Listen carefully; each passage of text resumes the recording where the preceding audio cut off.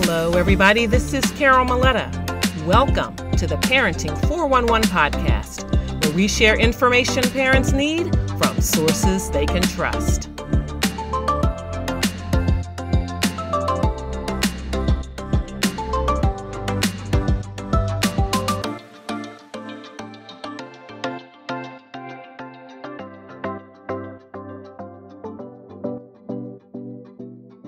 Hello and welcome to another episode of the Parenting 411 podcast, where we deliver information parents need from sources they can trust. Today, we have a very special guest whose personal trials fuel her commitment to help others facing similar challenging moments. Joining us is Alvie McNair, a remarkable single mom of 3 incredible teenagers who navigated the choppy waters of divorce and family court for over a decade. Not only has she faced her challenges head on, but she has also transformed her journey into a mission to help others.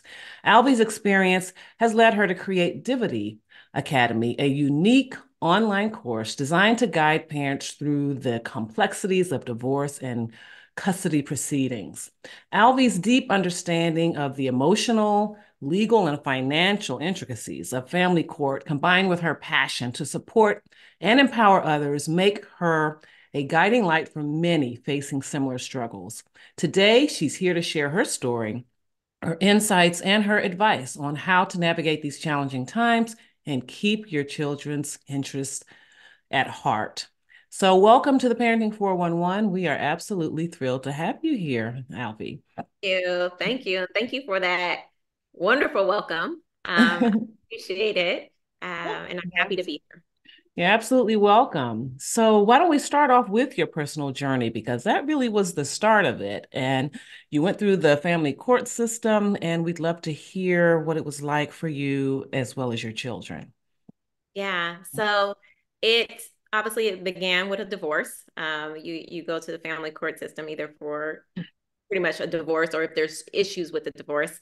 I thought it would be not a simple divorce. I knew it would be what they call high contested, which just means that one or the other party is not in agreement with the divorce. I did not think it would take me on the journey that it led me down. The divorce was pretty quick. We settled. But then afterwards, it was a series of court appearances and trials that I did not anticipate, nor did I see that coming. And so it was a tough time in the court system. Again, I was not prepared for that. Most people aren't. And that's why I try to tell people, unless you're in the legal field, or you are familiar with the court system, you really do not know what you are stepping into. It is a completely different world. The moment you walk into the courthouse, just to paint a picture here, you go through a security similar to the security checkpoints at a airport. You walk through that. And the tension in there, just the atmosphere in there, everyone is pretty much on edge. So just the environment alone is enough to be intimidating and a little scary. But then there's all these different protocols and the things that you have to follow, and if you don't, then you almost have to go back and start at square one. So it's easy to get lost in the family court system. And that's why I said, being in the family court system for as long as I was, 12 years, let me put together somewhat of a roadmap for people to help them guide them through the family court system. Is that the norm for it to drag that long, or like nowadays?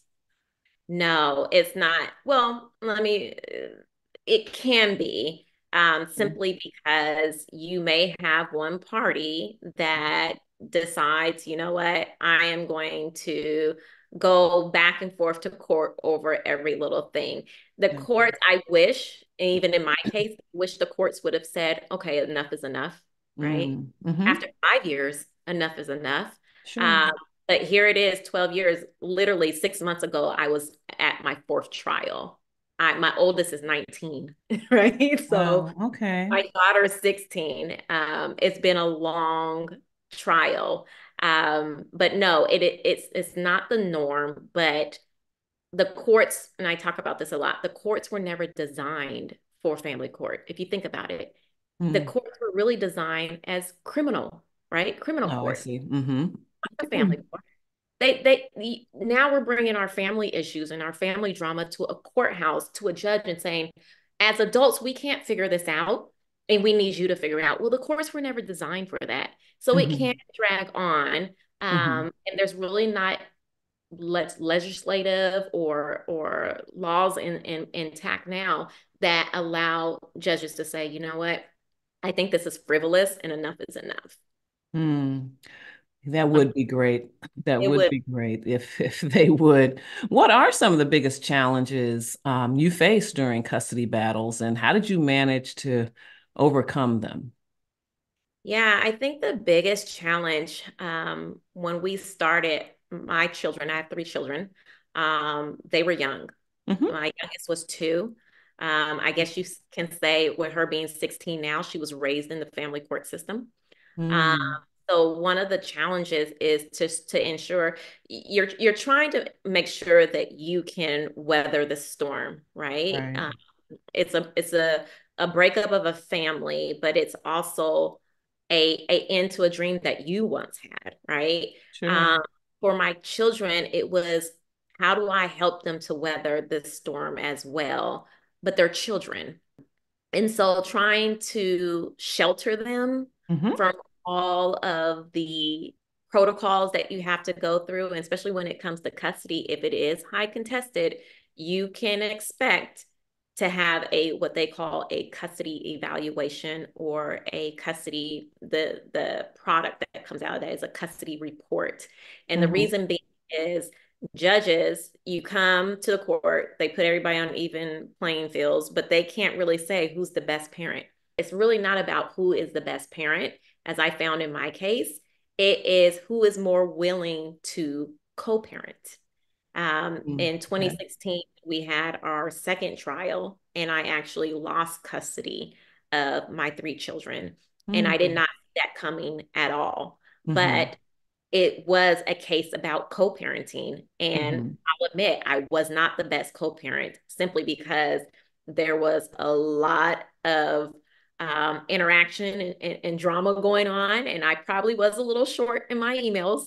Mm-hmm. But when you get 12 or 13 emails in an hour, you can get a little short. Mm-hmm. I probably at the time wasn't the best co-parent, but Mm-hmm. that was the deciding factor.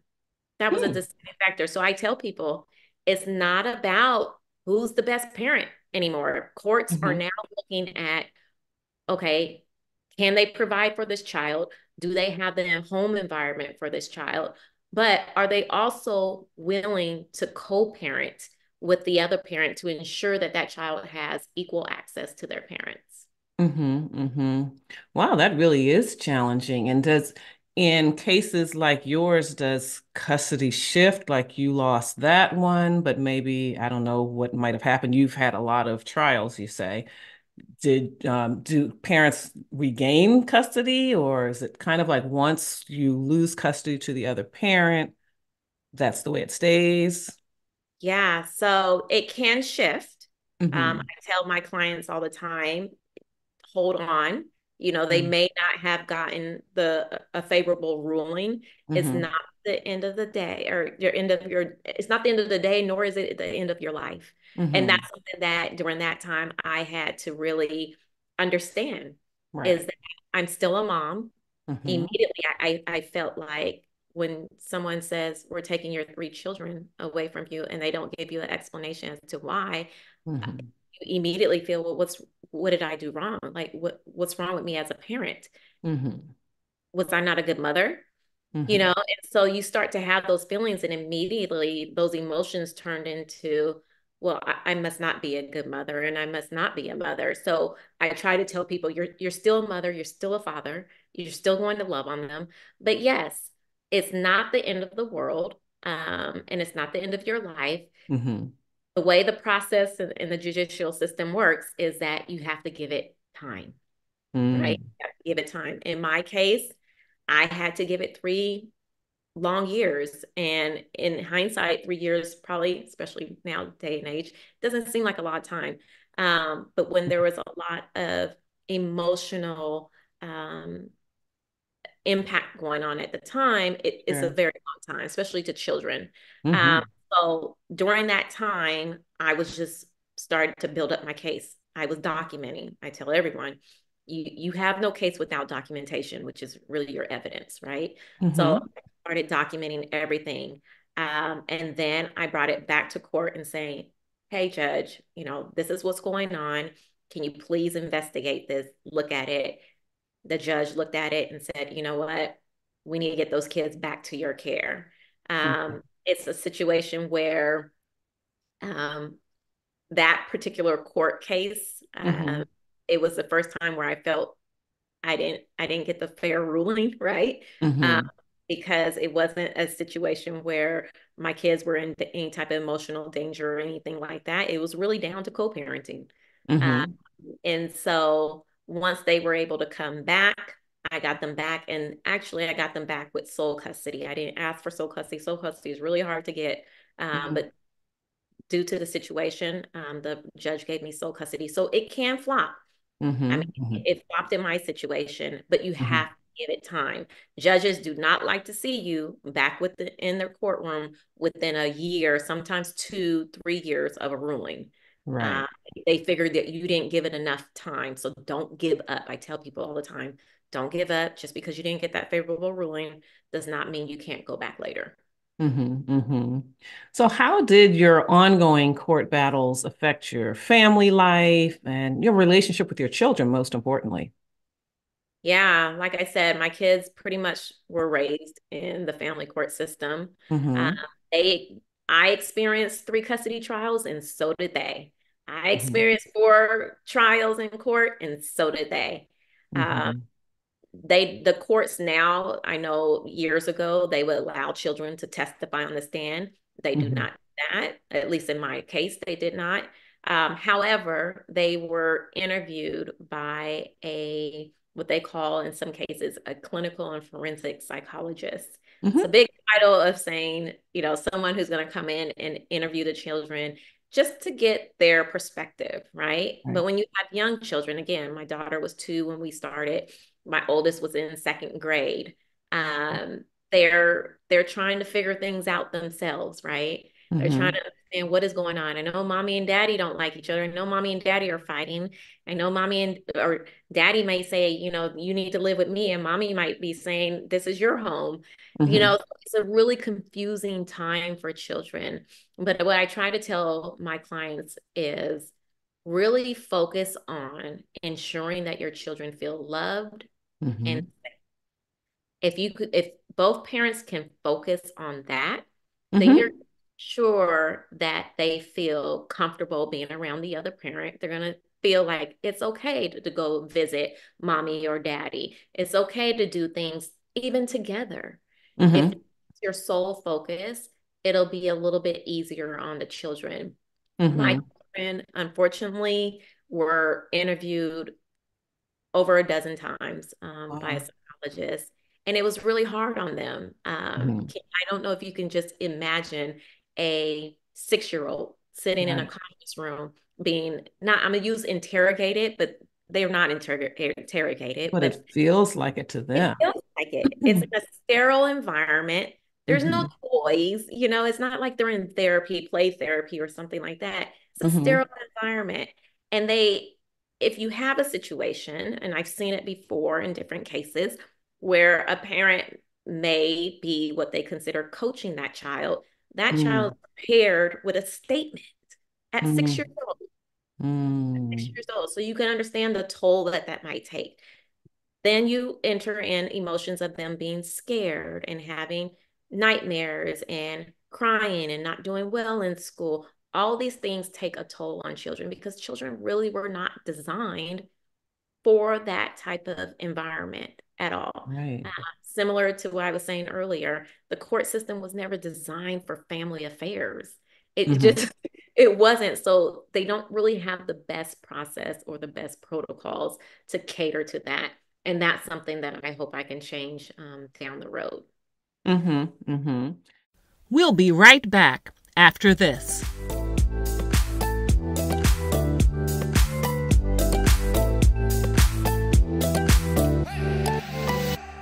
If you're looking to reach a massive audience of parents and caregivers, then look no further than ProPix by the Parenting 411, the ultimate marketing program designed to skyrocket your brand to new heights. With ProPix, we've created 3 incredible packages to suit your marketing needs and budget. So let's take a look. First up is our social starter package. You'll receive a stunning graphic promo piece, plus we'll also feature your brand on the Parenting 411 Instagram page. It's the perfect way to make a memorable first impression and get parents buzzing about your business. Now, if you're ready to level up, our Parenting Pro package is where it's at. You'll enjoy all the benefits of the social starter package, plus more awesome benefits, including exposure on the Parenting 411 podcast, which reaches parents in more than 22 countries each week. But wait, there's more. For those seeking the pinnacle of marketing power, our Elite Exposure package is the way to go. You'll get even more exposure across our platform, including thousands of followers and connections on LinkedIn. Get ready to dominate the airwaves and establish yourself as the go-to resource for families everywhere. Take advantage of ProPix by the Parenting 411 today and unlock unparalleled marketing opportunities for your business. But I should tell you that prices are set to increase on November 1st, so act now. ProPix by the Parenting 411 is your passport to the hearts and minds of parents. Visit ProPixbyP411.com. Join us today and watch the magic happen.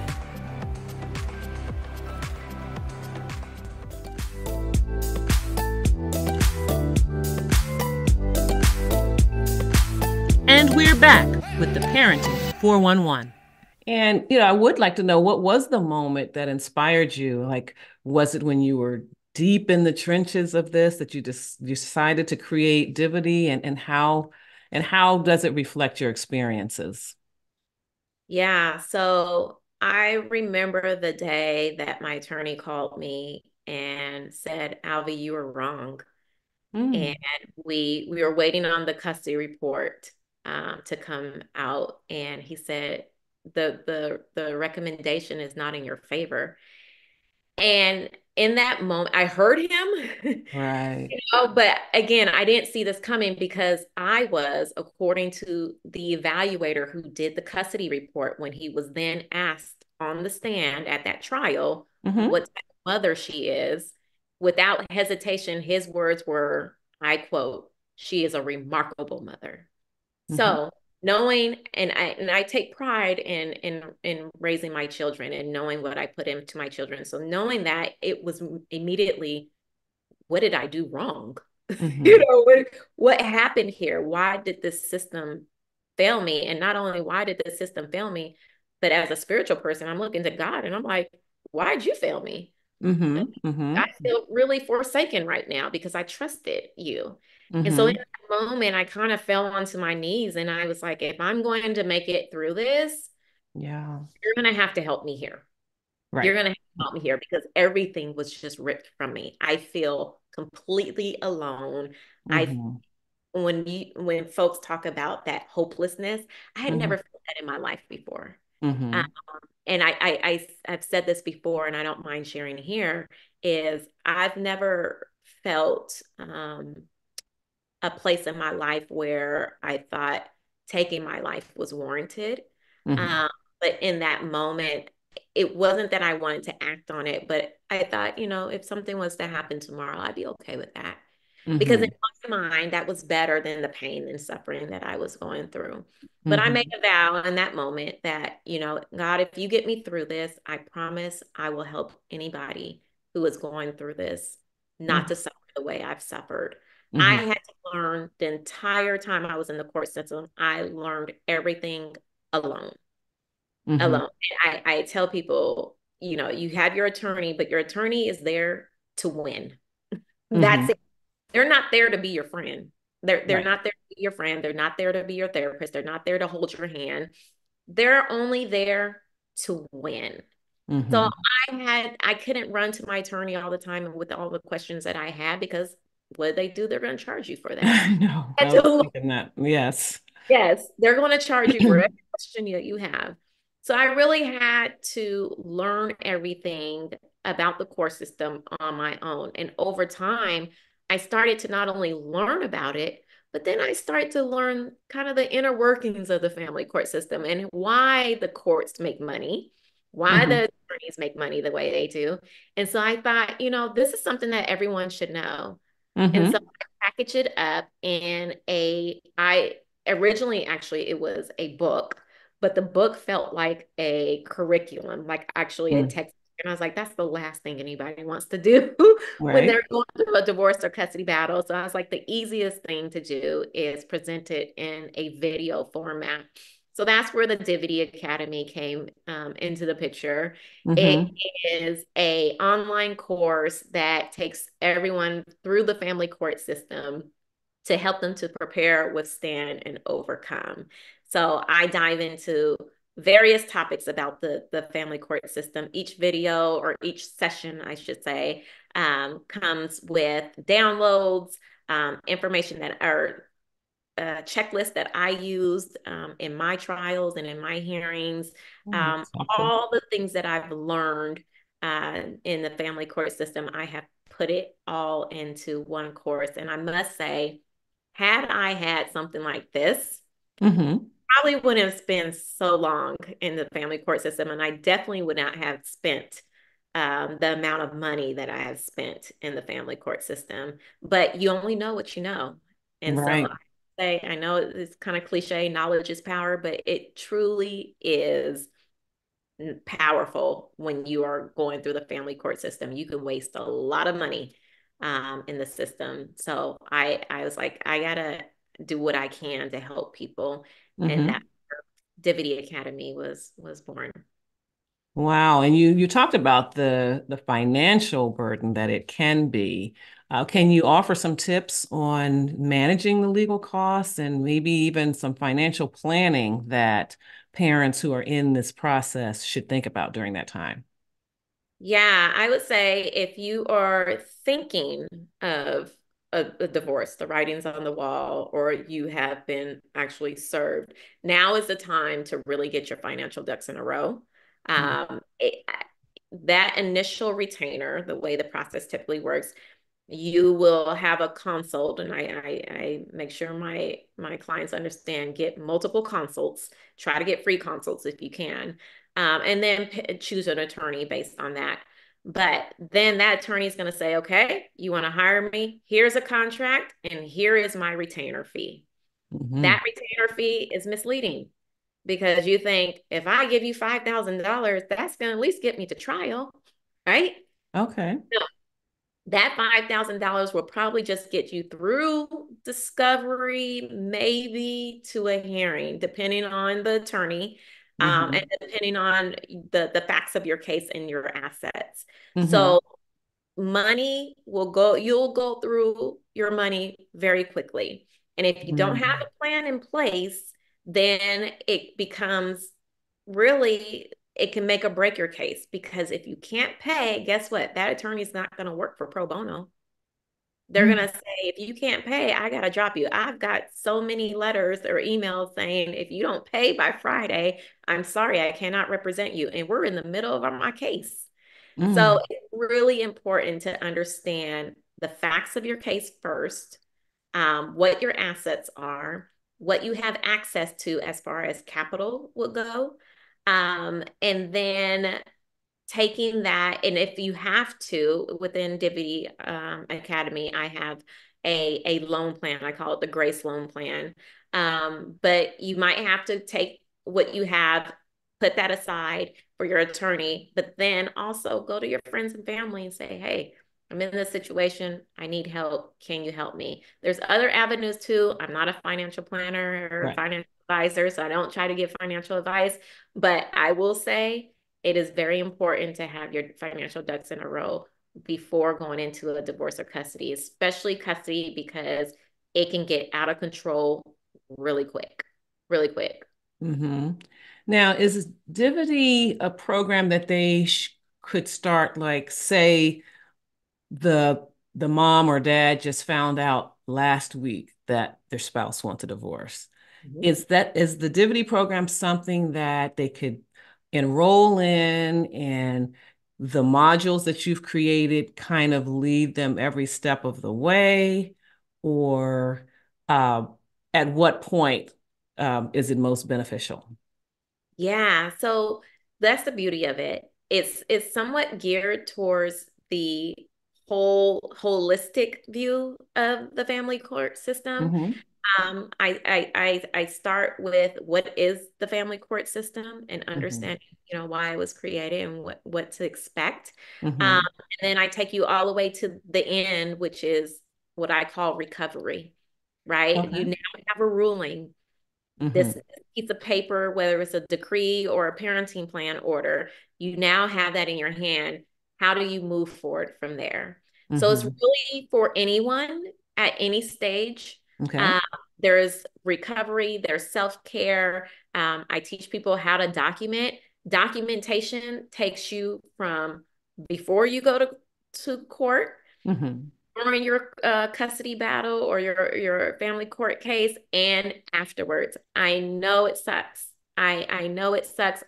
I hear it from my clients all the time. But again, you really don't have a case if you do not have documentation. So I always advise my clients, especially if they see the writing on the wall, start documenting right now. If you have a case number, you were served, or you went and filed, you have a case number, start documenting. If you get a ruling and you have that piece of paper, chances are somebody's going to slip up and they're going to break that order, which is called contempt. You Okay. want to be able to document it. You don't have to do as much documenting as you used to do when you had an active case, but I still would make notes of some of the things that you see that might be conflicting with the court order. So Mm-hmm. yeah, it's for all stages of the family court system, whether you're just starting, you're going through it now, or you've just come out of it and you're like, crap, now what? I'm broke. I have Right. no money. I'm broken internally, right? My emotions are all over the place. I have this parenting plan order. Some of my parenting plan orders are 50, 60, 70 pages long.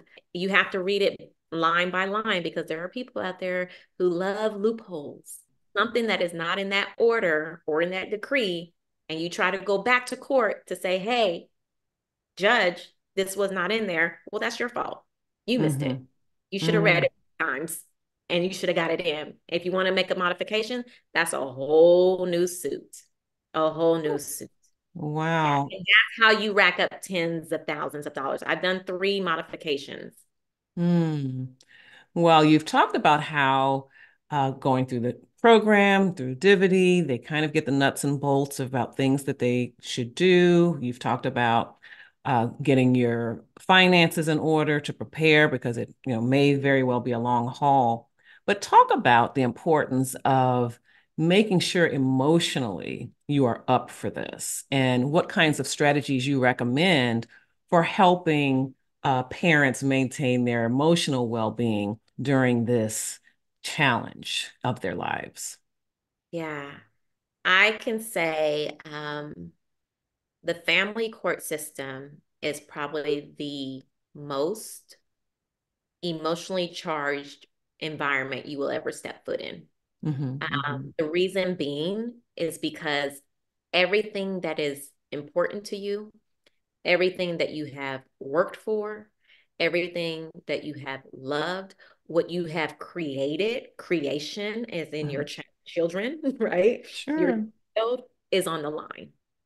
It's Mm-hmm, on the line. Not only is it on the line, but it is in a stranger's hand, i.e., a judge or a commissioner, to mm-hmm, make a decision about how you move forward with that particular person mm-hmm, or asset, mm-hmm, right?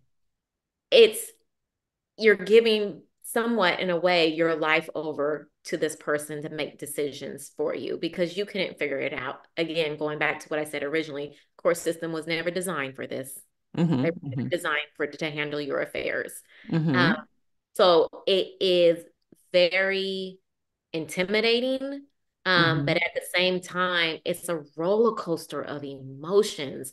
I mean, there's days where you're going to feel like, okay, I'm good. I see progress. And then there's going to be days where you're going to feel like throwing in the towel and giving up. It's just mm-hmm, not worth it. You're mm-hmm, going to be feeling the financial woes. Let's not talk about the the not your immediate family within your home, but the actual external family, right? Your extended Mm, family and how it affects them, how true. it affects people on your job, your friends. Yeah. I tell people all the time, I never experienced betrayal until my divorce, and it hurt. I had a Mm, whole church family that said, okay, we don't want anything to do with not only your case, but you. And that mm, hurt, right? sure. Mm-hmm. So you have these people, your world, the closest of your closest that are now, some of them are either saying, I don't want to get involved, and that's okay. That's Sure. okay. The best is that people don't get involved. Or you have someone who is Takes the saying, other side, maybe. gotta take the other side. I have to choose between two of my friends who Right. I love dearly, but I'm being forced to make a choice here. So Mm-hmm. the emotions, right, Yes. are all over the place. And if you don't have a person, a therapist, a licensed professional counselor, LPC, um, Mm-hmm. therapist, it can consume you and it can overtake you. This is why people say the family court system can easily break somebody. I agree. It can totally break someone. It can break children, and I've seen that. Um, Mm-hmm.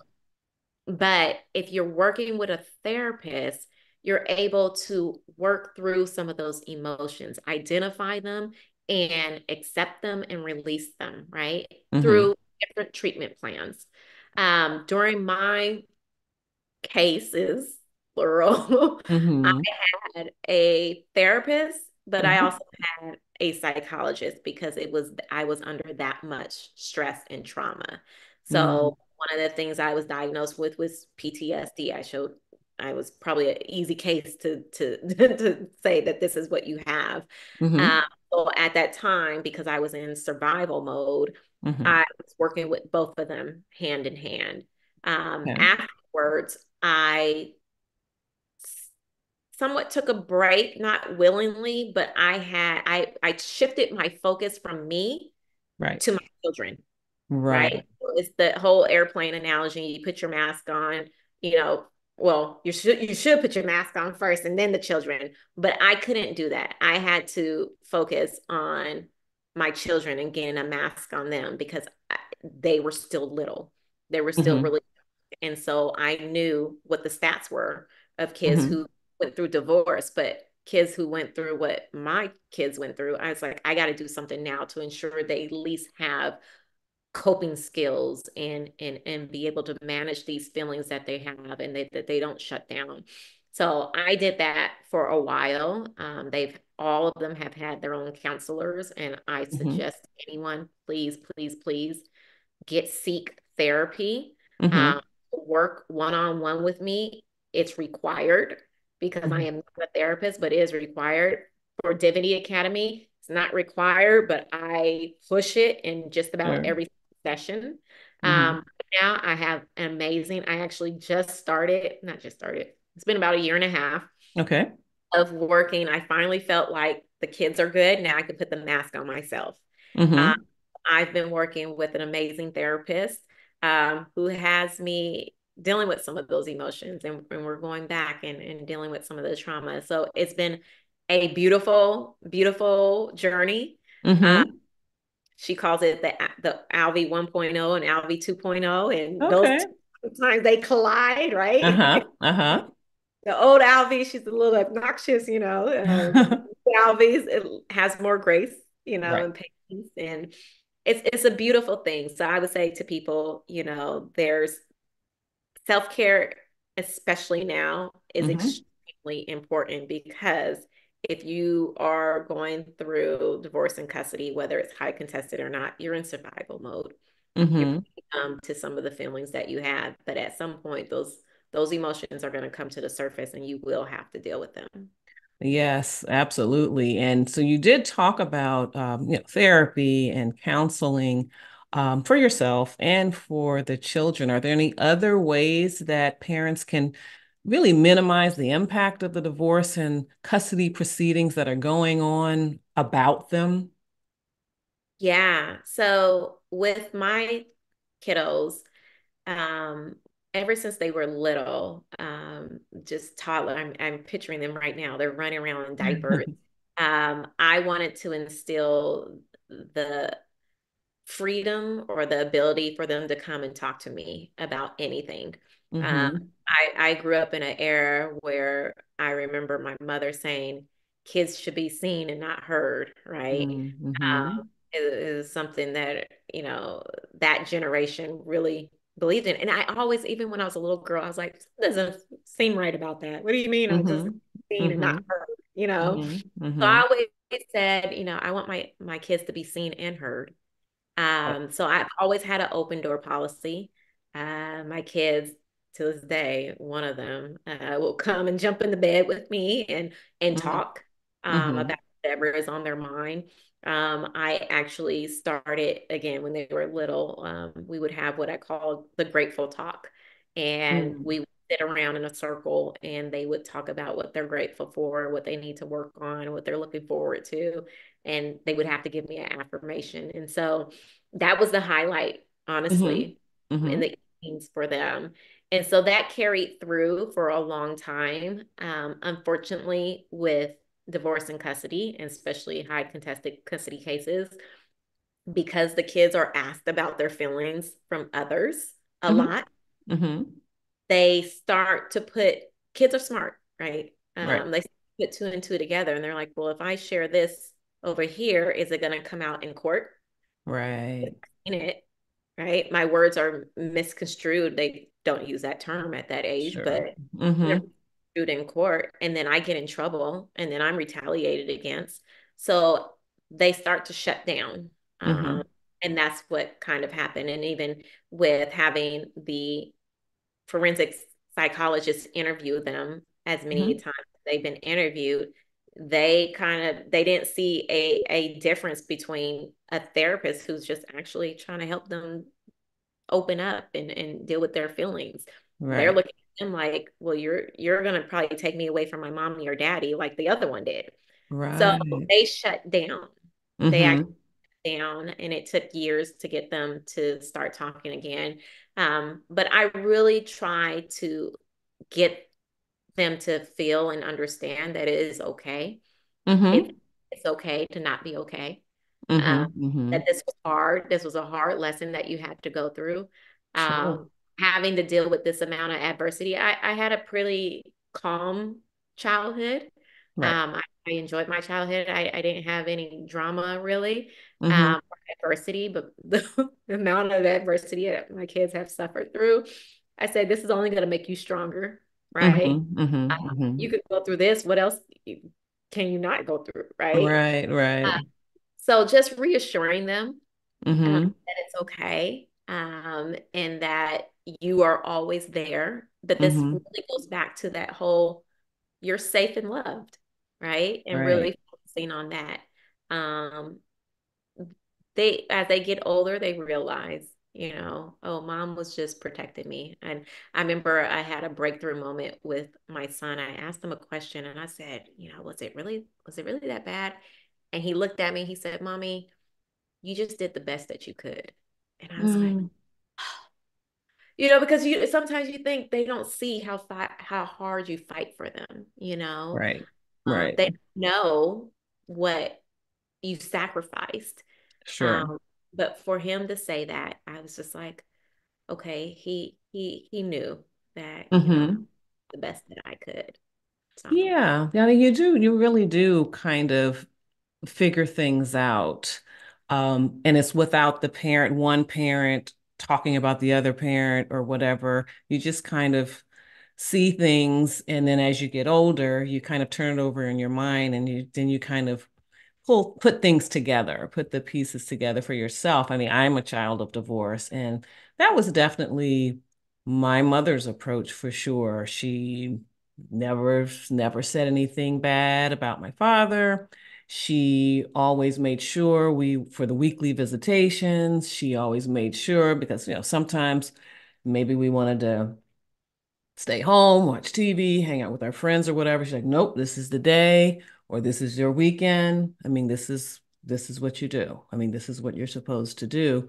And of course, as I got older and just understood a little bit more about what was going on that I didn't realize, and I'm like, wow. I mean, that was really amazing. And so but some divorces are not like that. They can be contentious even there, where the children feel guilty about enjoying themselves with the other parent because they're worried that they're hurting the other parent's feelings and all of that. So what advice do you have for parents about that, about how to handle that? That's kind of the day-to-day or week-to-week kind of existence that they have between these two parents. And, I've heard of some really complex custody agreements where it's Monday, Tuesday, Wednesday, they're in one house, when, Thursday, Friday, Saturday, and switching up and meeting at Walgreens or whatever to exchange. So what would you say about that? We'll be right back after this.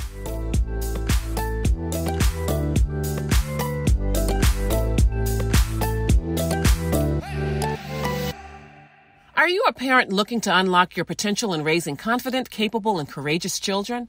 Well, look no further. Join us at the upcoming Parent and Purpose Summit Back to School Edition, where parenting experts from around the world will come together to share their wisdom and insights. I'm Carol Maletta, founder of the Parenting 411. This summit is your opportunity to gain essential skills and tools to become the parent you've always aspired to be. Over 5 incredible days, we'll dive deep into topics like positive discipline, effective communication, mental health, self-care, school readiness, and more. An attendee from our last summit told us, "This summit changed my parenting game. I feel more confident and connected with my children than ever before." So secure your seat at the Parent and Purpose Summit today. Visit parentandpurposesummit2023.com. That's parentandpurposesummit2023.com. And click the registration button to join us on this transformative journey. The Parent and Purpose Summit, where intentional parenting begins.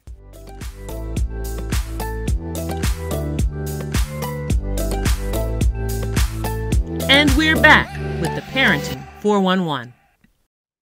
Yeah, so with it can get very complicated. I know I worked hard to put things within the parenting order just to protect myself, right? Mm-hmm. And protect the peace of our home. So I did have it written into calling or phone visitation would be between the hours of such and such and such and such and such. Mm-hmm. The reason being is because the children were getting calls in the morning and then right before school and then after school and then in the evening. And it's any parent knows that morning hour of getting kids, especially 3 toddlers, up and dressed for school. It's hectic, right? People are running all the place. Someone's crying. Someone can't find this. And then to have to pick up the phone and tend to that individual on the other end, it was just really difficult. Mm-hmm. So I would say, think about, again, DIVODY Academy is all about preparation. Mm-hmm. The preparation starts the moment you see either the writing on the wall, you done filed and got a court case number, or you were served. Mm-hmm. Think about what it is that you want your home to be and what that's going to look like going through this process and then down the road. Mm-hmm. Thinking about those things now, what are your deal breakers? What are the must-haves? So you can write in some of those protections into your court order plan. Mm-hmm. I had to do that simply because our homes are different, right? Right. It was hard for the kids. I remember what made our case very unique and also difficult and costly is we're in 2 different states. I moved. I filed for a relocation case or suit. I won. So I moved from Washington State all the way to Texas. Wow. Some would say, well, you should have never moved. Well, I had reasons why I moved. Sure. And And I plan on doing actually, because I get questions about relocation all the time, and I understand relocation is such a hard suit to win. So I'm Mm-hmm. thinking about doing kind of a mini course on relocation to explain kind of my process and my strategy with that. But that meant my small children had to fly Yes. back and forth. So if you have every standard possession, it typically is every other weekend and one overnight in the off week, right? Wow. But would that be the case when parents are out in different states? Yep. Yep. It becomes a parenting order for typically it says either 100 miles apart or 500 miles apart. We were 2,000 miles apart. So the other parent still retained standard possession. So 3 children, let's do some simple math. I hate math. I tell you right now, I'm a journalism major because I don't like. So, but we're just going to try to do some simple math here. 3 children flying every 2 weeks on airlines for Woo. a weekend visit, meaning weekend visit typically is 6 p.m. after school to 6 p.m. right before school, which is Friday to Sunday. Sunday. Mm-hmm. Over the course of a whole year, right? If we calculate up all those plane tickets, we're looking at about $30,000. $30,000 in plane tickets. And that's when I went back to court and I said, time out. I don't think this was the intent of the court. Again, going back to saying this was never the Mm-hmm. court was never designed for this because we have Right. all these interesting dynamics, right? Exactly. Um, so I said, I don't have any more money. I'm all out of money. I can't afford another. Sometimes the tickets, if they were bought at the last minute, sometimes they were $1,800, for 48 Woo. hour visit. And I said, I'm not trying to put a cost on that individual's time. The relationship and all that. I Yes. would Mhm. never, I would never, because you can't. Right. However, 48 hours, that's a luxury trip. Like I would love to get on a plane and go down to LA or Vegas for the weekend, just to eat but I can't do that. Mm-hmm. Um, but this was a monthly thing. And Mm-hmm. so yeah, the cost of it. And so that's what I'm saying. Plan early because these things can happen and it can get out Mm-hmm. of control very quickly. And you will find yourself back in court. When I went back to court, guess what that was? That was a Mm. modification. So modification means now we have to do the suit all over again because you want to come in here and change something in the parenting plan. And I will say, and I'll end with this, if you open up a parenting order to modify it, that other party can come in and ask for whatever they wanted. And that's what happened to me. They came in and said, well, if they can't fly here, then they need to live here. And that's how we got into the case where I lost my kids Mm. over Wow. plane tickets. It's really, we boil it down. It was Mm-hmm. the plane tickets. So Wow. Wow. That's something, I tell you. My goodness. And when I think back to my parents, I guess it was much simpler. I mean, they were both in the same city, so there wasn't that problem. And my father was fine with my mother being the custodial parent. I mean, we would have the visitation and all of that, but there was no splitting custody. She was going to be it. And and and that worked out. Doesn't mean it was great. It was easy for them, for the grown-ups, but wow, that's really something. You had talked a little earlier about how you sat down with, well, you had conversations with your children, and you mentioned one with one son. What kind of advice would you give to children who are experiencing this? yeah. Um, I would say the first thing I would immediately say is it's not your fault. Mm, It's not your that's fault. important. Mm-hmm. Um, because children are innocent, Mm-hmm. um, impressionable. Mm-hmm. They may feel that the breakup or the divorce was something that you I did, right? Mm-hmm. Mm-hmm. But it's not. It has Right. nothing to do with you. None of it has anything to do with you.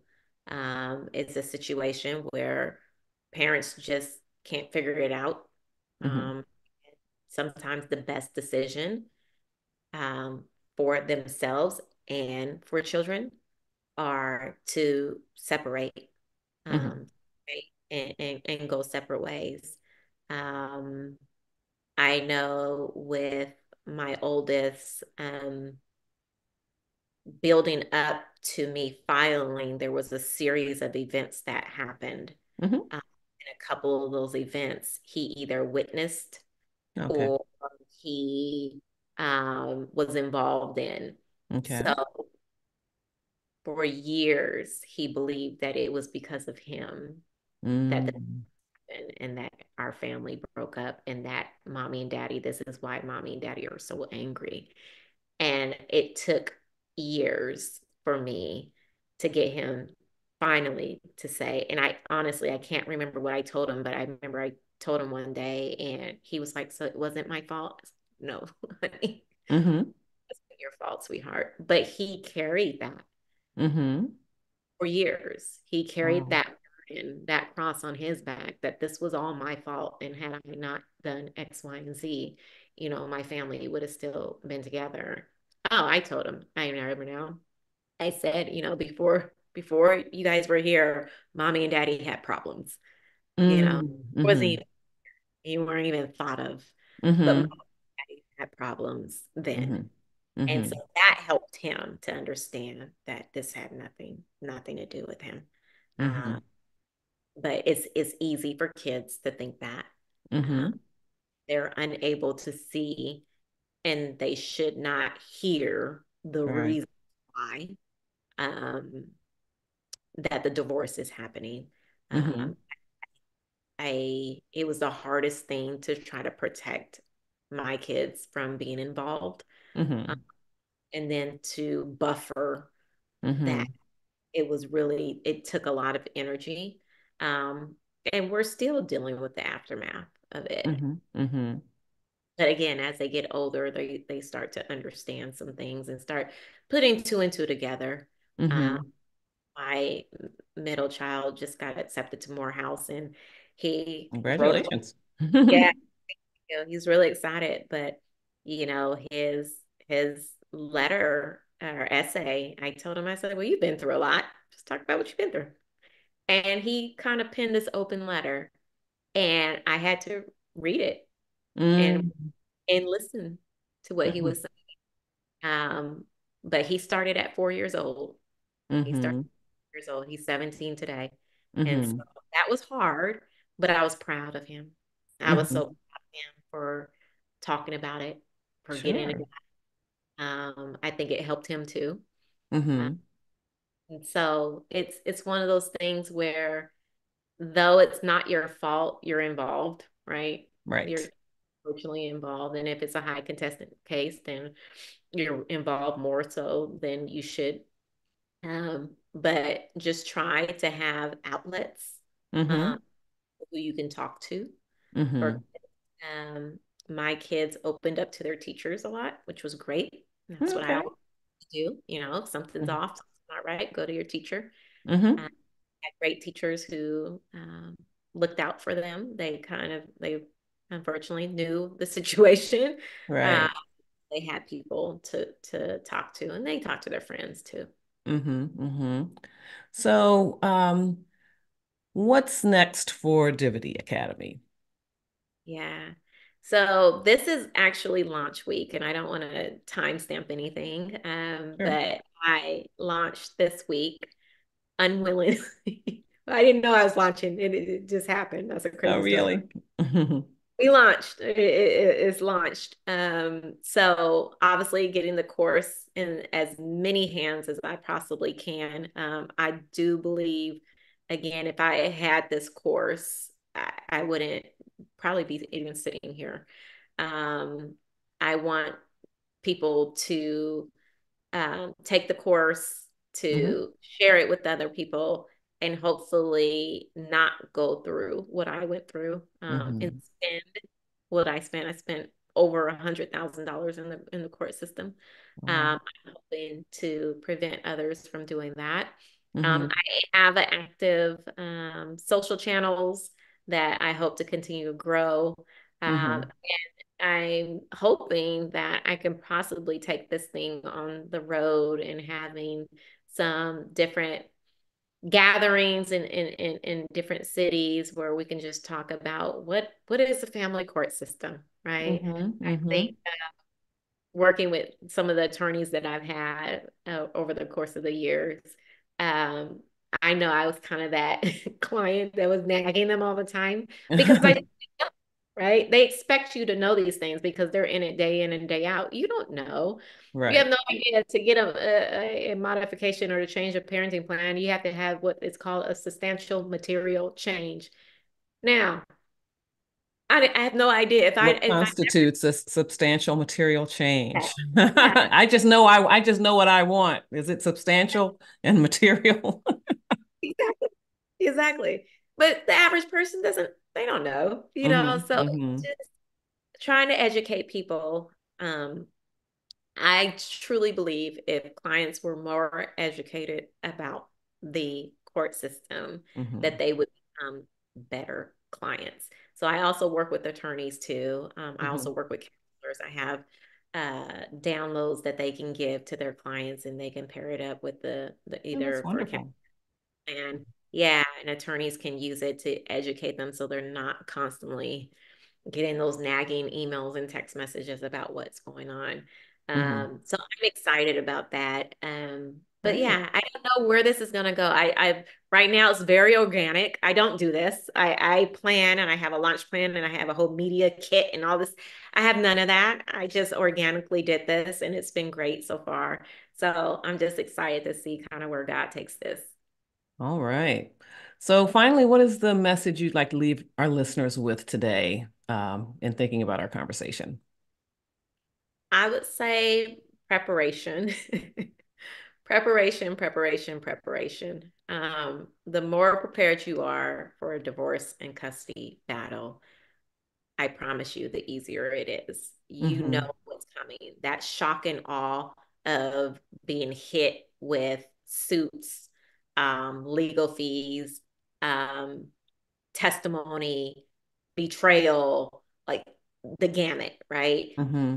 Or you know that that can be a expectation, the better you are to handle that.